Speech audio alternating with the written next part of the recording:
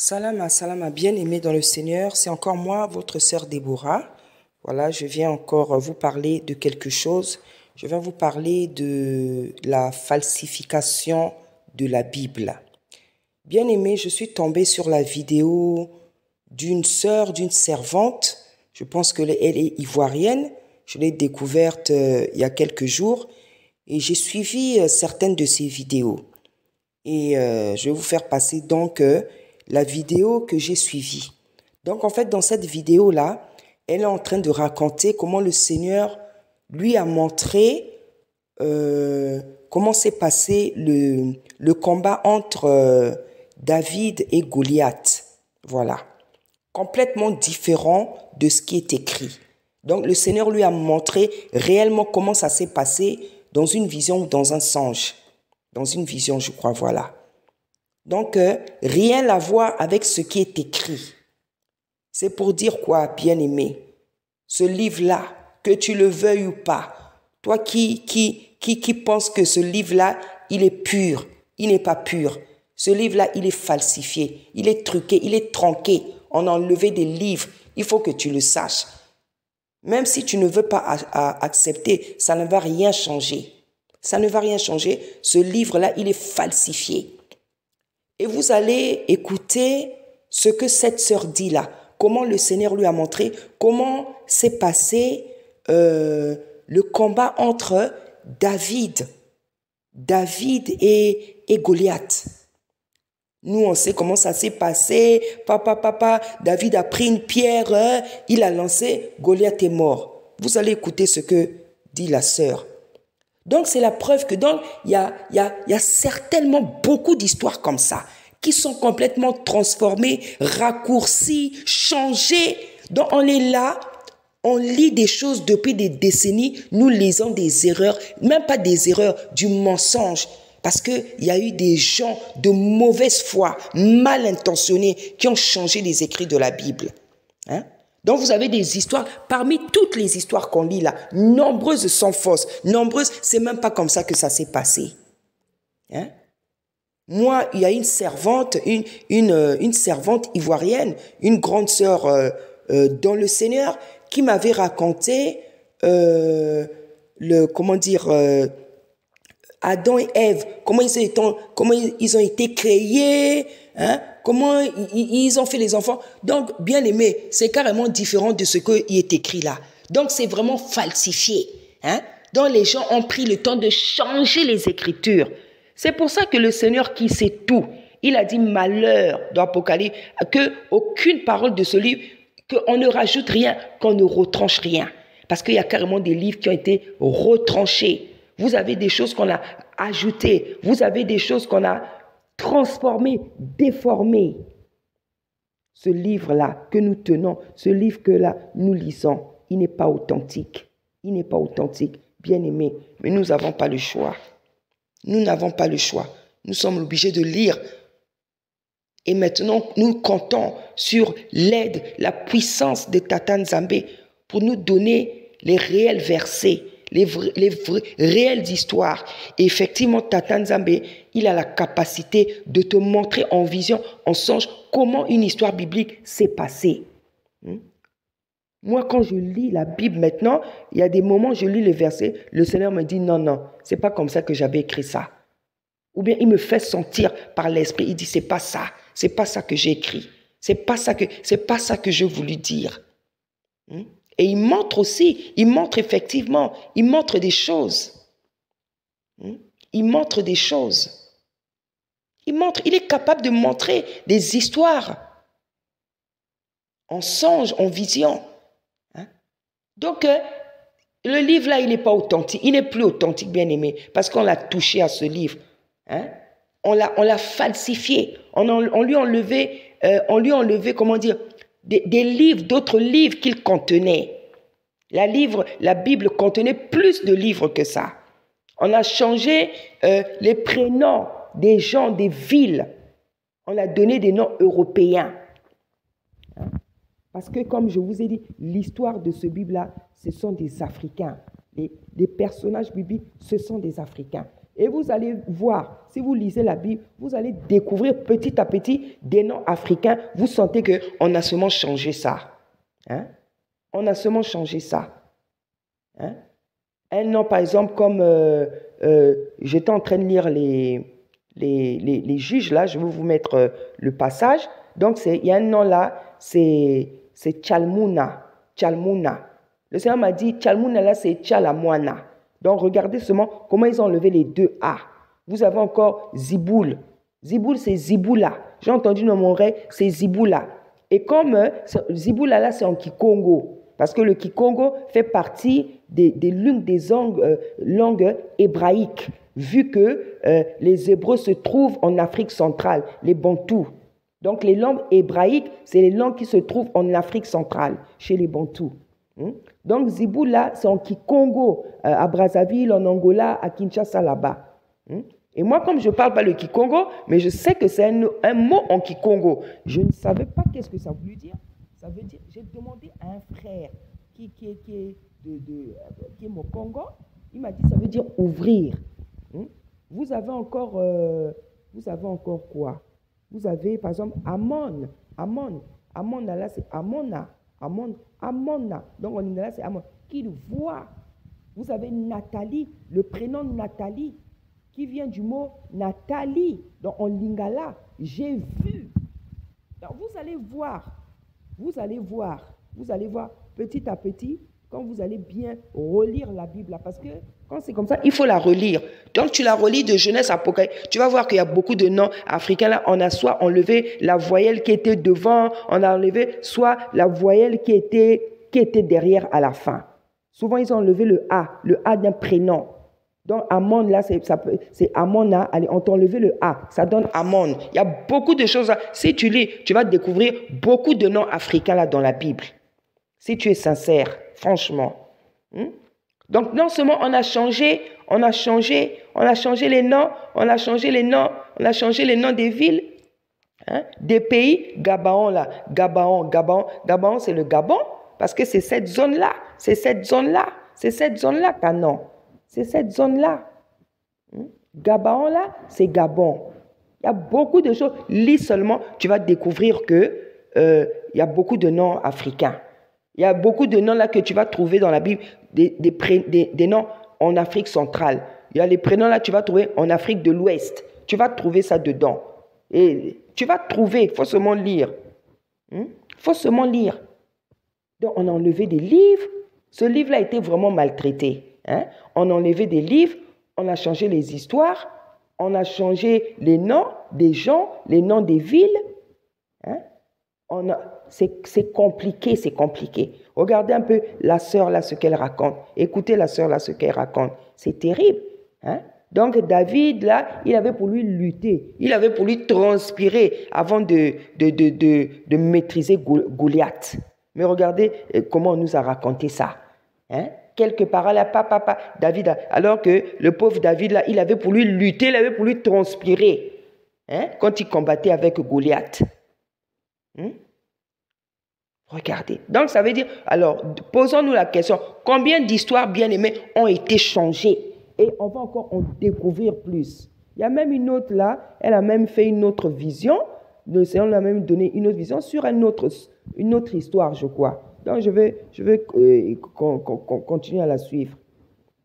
Bien-aimés, regardez les tromperies dans lesquelles on vit. Regardez les tromperies dans lesquelles on vit. Regardez les tromperies dans lesquelles on vit, les mensonges dans lesquels on vit. Donc, on a commencé à prêcher là depuis des années. Même quand tu prêches, tu fais des erreurs même. Tu dis des erreurs, tu dis même des mensonges sans le savoir, sans le vouloir. Parce que le livre là, voilà ce qu'on a fait de ce livre-là.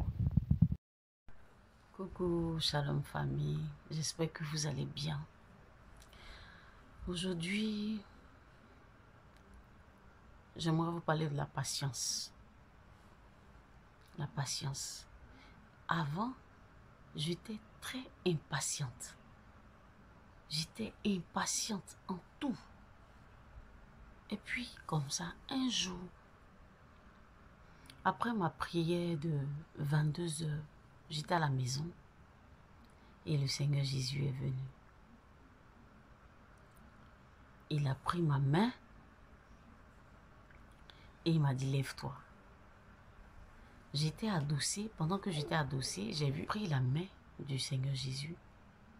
Je pensais que c'était moi, Pam, qui avait pris la main du Seigneur Jésus, alors que c'est mon âme qui est sortie, qui a pris la main du Seigneur Jésus.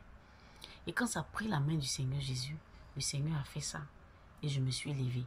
Il y avait une autre Pam qui était adossée au mur et une autre Pam qui s'est levée, qui marchait avec le Seigneur Jésus. Il me dit, Pam, on va rentrer dans la parole. Je ne sais pas si vous avez regardé Superbook. Superbook, là, c'est un dessin animé où les enfants là, rentrent dans les écritures, dans la parole, sous forme d'esprit. Voilà. C'était pareil. Il m'a dit, on va rentrer dans la parole. Et un coup, je me suis senti comme un vent. Et lui aussi, il est devenu comme un vent. Et nous sommes rentrés dans la Bible. J'ai vu la Bible, la parole de Dieu s'ouvrir comme ça. Et nous sommes rentrés dans les Écritures. Nous sommes rentrés dans les Écritures. Nous sommes arrivés au temps de David. Mes frères, j'ai assisté à la bataille de David. Nous sommes arrivés dans un endroit où il y avait beaucoup de Philistins. Il y avait beaucoup de personnes. On regarde, je vois, c'est la bataille de David contre Goliath. Jésus m'a envoyé dans le passé. Et il était près de moi, il dit, regarde comment ça va se passer, regarde la bataille. Mes frères, j'ai commencé à regarder la bataille. Ce qu'on vous dit dans la Bible, ce qu'on vous cache là, moi je vous dis ça. La bataille là, j'ai regardé la bataille. J'étais là, présente. Sous forme d'esprit. On est parti dans le passé, dans la parole. J'étais arrêté là.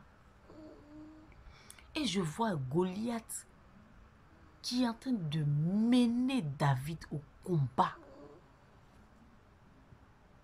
Mener, frapper, traîner dans tous les sens. Mener David au combat. J'ai dit, aïe. C'est pas ce qui est écrit. Hein? C'est pas ce qui est dans notre Bible. Hein? Dans notre Bible, c'est pas ce qu'on nous a dit. Hein? Le Seigneur dit, regarde. Je regarde. Je vois Goliath traîner David, frapper. Je vois le roi Saül qui est dans tous ses états. Le roi Saül qui regrette d'avoir mis David sur le terrain, qui regrettait son acte. Il remue sa tête, il fait va-et-vient. Les frères de David, tout le monde regrettait. Et on a mis l'enfant là-bas. J'ai dit, mais Saint-Esprit, papa, mais attends, mais qu'est-ce qui se passe? Mais David est en train d'être frappé. David est en train d'être frappé. Mais ça, c'est quoi? Saint-Esprit. Je ne comprends plus rien. C'est pas ce qui est écrit dans la parole de Dieu. J'ai dit, mais papa, c'est pas ce qui est écrit dans la parole de Dieu. Mais ça, c'est quoi? Ça, c'est quoi? Je ne comprends plus rien. Il dit, regarde le combat. J'ai regardé le combat. Je ne voulais même plus regarder le combat parce que David était mené. Mais vous savez quoi? Ce qui m'a étonné. David n'abandonnait pas. David, il n'a pas abandonné. David, malgré qu'il se faisait tabasser par Goliath, il vous dit la vérité. Je suis allé là-bas, j'ai vu ce qui s'est passé. Le Seigneur est venu me chercher. Nous sommes rentrés dans les Écritures. David n'a pas abandonné jusqu'à la fin. C'est dans tes efforts là que Dieu vient. C'est dans toi tes efforts que le Seigneur vient. David avait la foi. David savait que Dieu n'allait pas l'abandonner. David savait qu'il allait être victorieux. Quel que soit, David savait.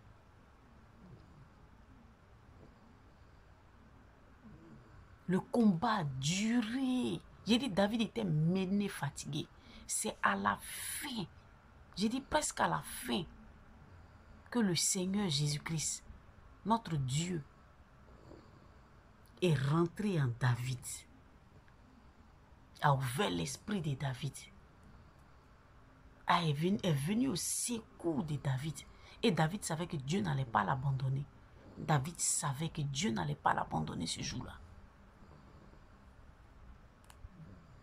C'est là que David a pris les pierres que vous connaissez, qui est écrit dans la parole de Dieu.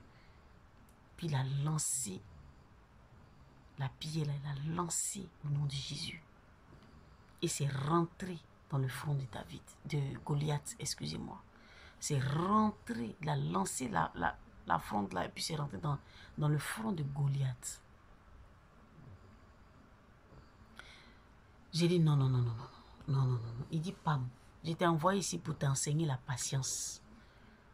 On vous dit que David a vaincu Goliath. Hein, David a vaincu Goliath. Il dit, mais c'est comme ça, on nous a dit que David a vaincu Goliath. Moi, je ne savais pas que David avait transpiré comme ça. Je ne savais pas que quand tu demandes quelque chose à Dieu, là, il faut veiller là-dessus. Il faut tout le temps prier. Il faut être patient. Il faut croire en Dieu pour que tu puisses obtenir cette chose-là. C'est pas ce que nous, on nous a dit. On dit, viens à l'église, tu seras marié. On dit, viens à l'église, tu vas avoir ton cadeau. Viens à l'église, tu as fait ça. On nous apprend la facilité. On ne nous apprend pas à être endurant dans la chrétienté. On ne nous apprend pas à être endurant dans la prière. On ne nous enseigne pas la vérité. Dieu, là, est égal à patience. Dieu est égal à patience. Quand il m'a ramené comme ça, quand il m'a attrapé, quand j'ai fini derrière le combat de David et Goliath, et puis il m'a ramené là. Hein? Moi, mais ici, là, comme ça, dit, vous voyez, j'ai repris les Écritures. J'ai relu, je vois que non. David a battu Goliath. Il a pris la fronde, un coup, il a lancé. Il lance au nom de l'Éternel des armées. Mes frères, c'est pas comme ça s'est passé. Alors je t'exhorte à être patient avec Dieu. C'est la prière. Il faut fléchir genoux. Sois patient avec l'Éternel. L'Éternel veut voir jusqu'à où tu es prêt à aller pour lui. Il veut voir jusqu'à où tu es prêt. Jusqu'à où tu es prêt. Vous comprenez? Un autre jour, il est venu me chercher. Nous sommes rentrés dans les Écritures. Il m'a envoyé dans la chambre haute où les disciples ont été baptisés du Saint-Esprit. J'ai vu là-bas. Quand Jésus est parti, là, les disciples ont eu là, il y avait Palabre. Palabre ne s'attendait plus. J'ai dit, mais c'est pas ce qu'on nous écrit, c'est pas ce qui est écrit dans la Bible, papa. Il dit, regarde. Il dit, mais aïe, c'est différent de ce qu'on nous explique. Palabre. Jusqu'à un moment là, il ne partait plus dans la chambre haute. Il ne partait plus. Il ne partait plus là-bas. 2 vont, les autres ne sont pas là. Tantôt 3 vont, les autres ne sont pas là. Ils avaient commencé à lâcher la main de Dieu. Vous comprenez? 3 vont, d'autres restent à la maison. C'était comme les disciples. Ils avaient abandonné la foi. Vous savez qui les a réunis? Marie de Magdala. Elle est partie faire porte à porte. Taper la porte de chacun. Parler à chacun. Parler à chacun. Elle a fait porte à porte. J'ai dit, mais aïe, c'est pas ce que nous nous a dit. Elle a convaincu un. Elle s'en va encore de porte à porte. Elle convainc l'autre. Elle a convaincu eux tous. Un peu jusqu'à... Elle les a donné rendez-vous dans la chambre haute.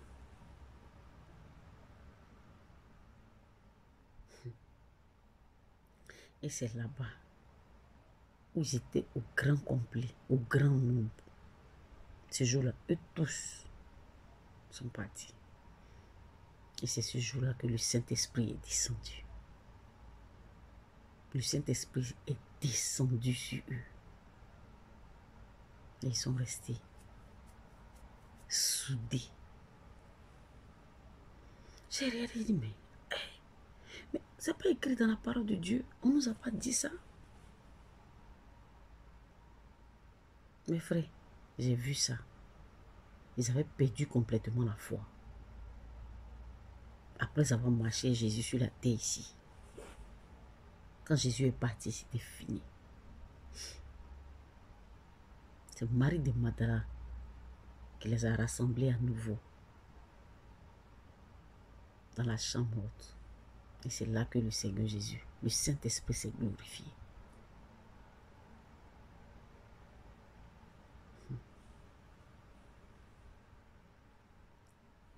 Soyez patients. Soyez patients. On ne nous enseigne pas ça trop à l'église. Soyons patients. Soyons patients. Et quand nous lisons les Écritures, là, lisons bien. Lisons bien. Prions avant de lire. Prions avant de lire la Bible. Là, l'Esprit de Dieu va ouvrir notre esprit, notre entendement pour pouvoir mieux comprendre les Écritures. Shalom, soyez bénis, soyez bénis, soyez bénis. Que le Seigneur vous bénisse.